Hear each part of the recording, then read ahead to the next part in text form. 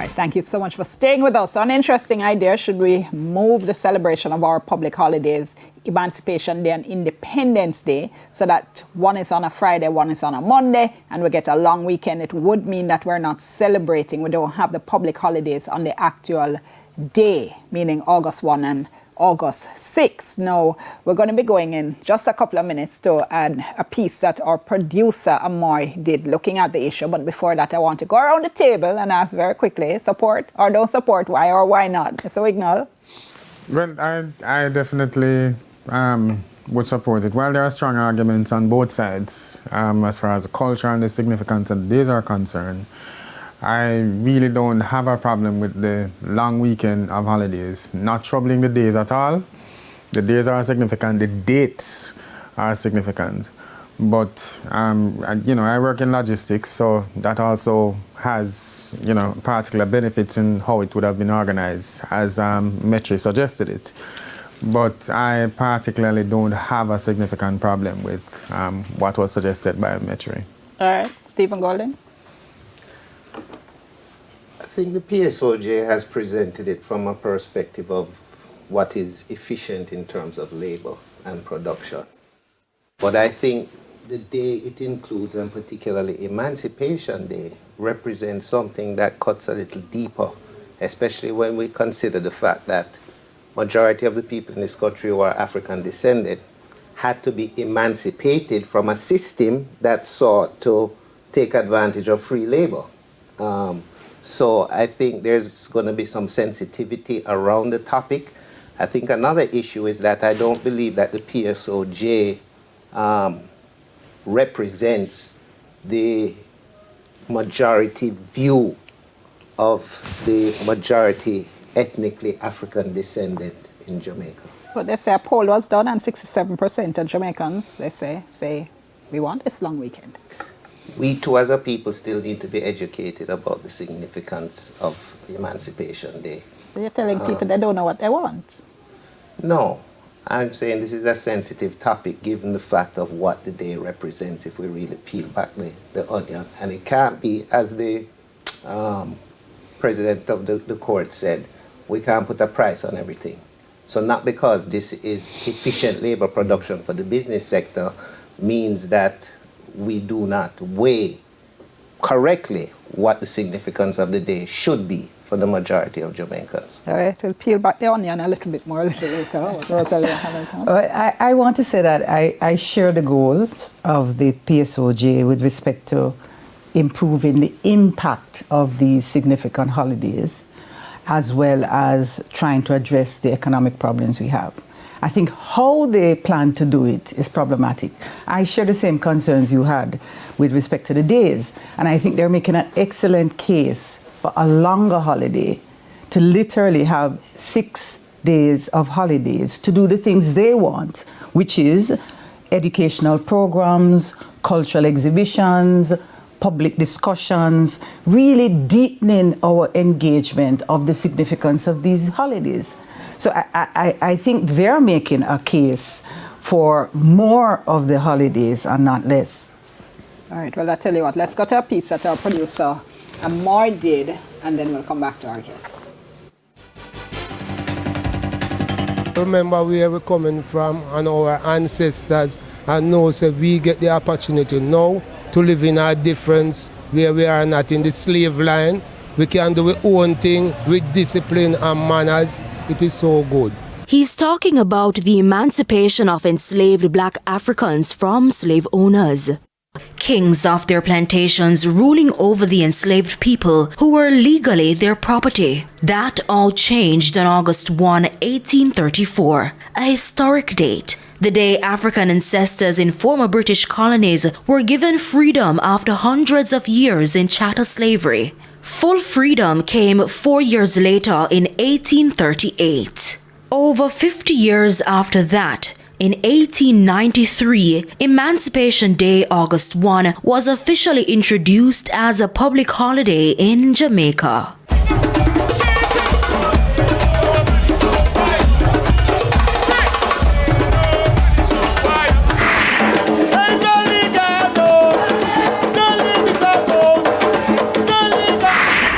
Fast forward to 1962 on August 6, Independence Day. Here at the National Stadium, the flag of the United Kingdom was lowered, and in its place, the black, green, and gold of Jamaica was raised for the very first time. Thousands of spectators return to the National Stadium every year to celebrate independence at Grand Gala.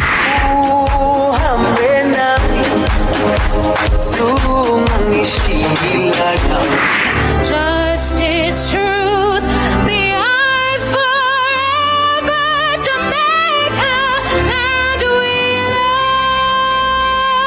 love. But for years, there was no similar celebration of Emancipation Day. In 1962, its observance had been discontinued and replaced by Independence Day. And Independence Day for years was celebrated not on August 6, but on the first Monday in August. It wasn't until 1997 that Emancipation Day was reinstituted as a national holiday under the administration of then Prime Minister P.J. Patterson. Independence Day celebrations were also returned to August 6. Mr. Patterson later told media, quote, "We really have to celebrate this day as a day of freedom, and we have to insist that there is an obligation to have a proper observance of Independence Day. A day of independence is another day which deserves separate attention. We can't look at it in terms of convenience for some. We can't make comfort and convenience or response to the death and monstrosity of the Middle Passage, so we have to maintain our insistence, and for those reasons, we must assure the appropriate observance." End quote. And so, the celebrations resumed.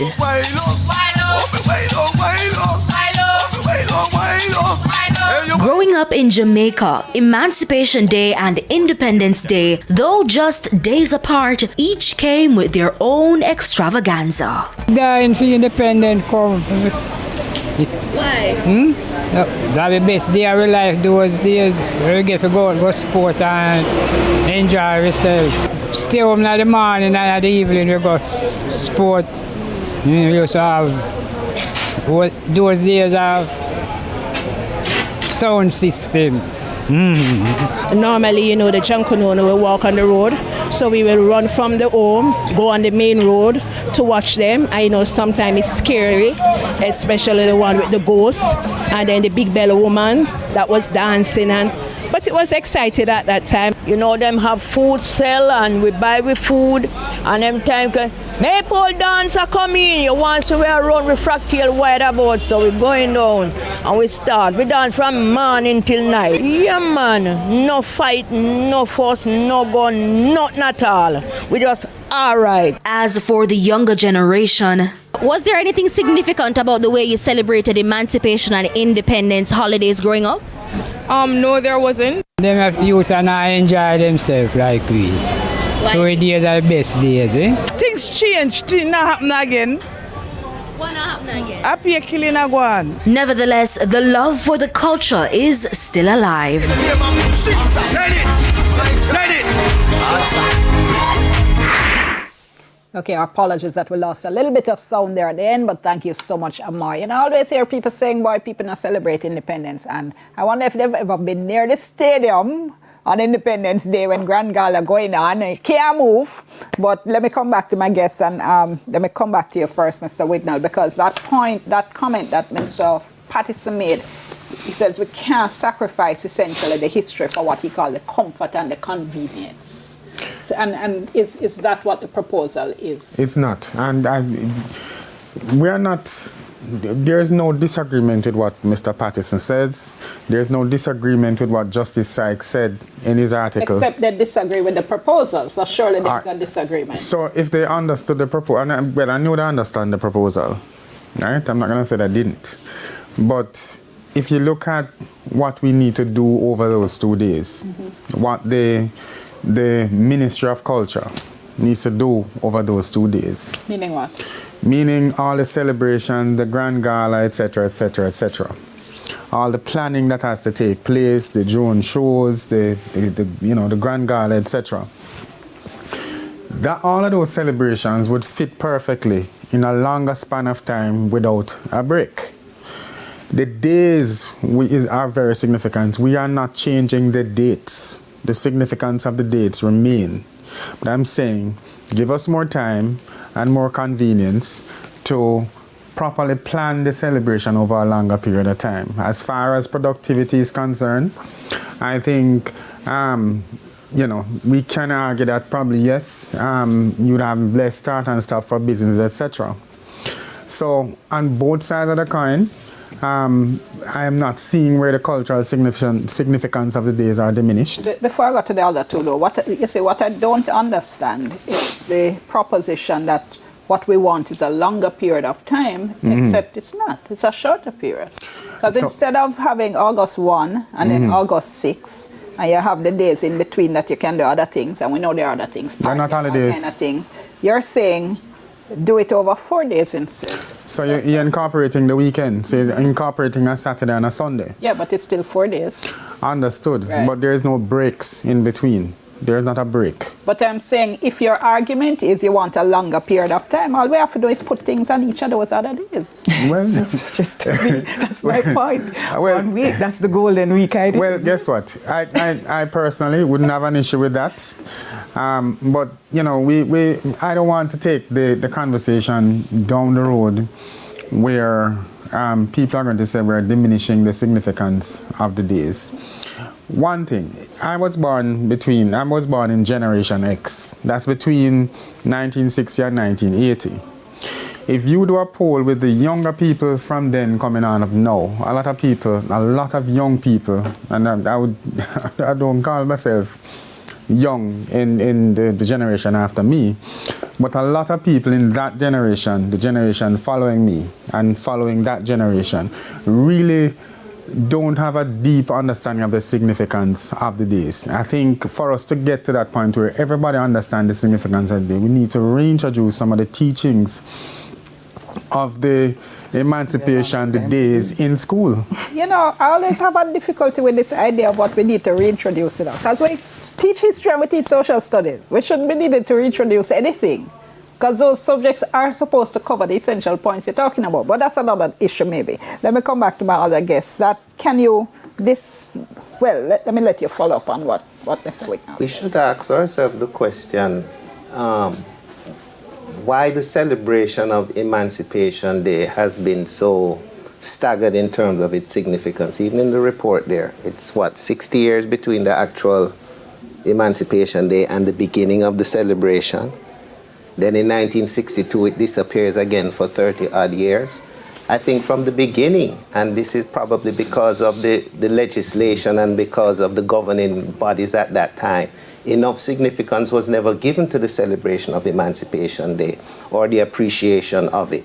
I'm with former Prime Minister Pattison 100% in terms of not disturbing the date, but also the recognition of the deep significance. I mean, we come from a region that suffered through an African Holocaust.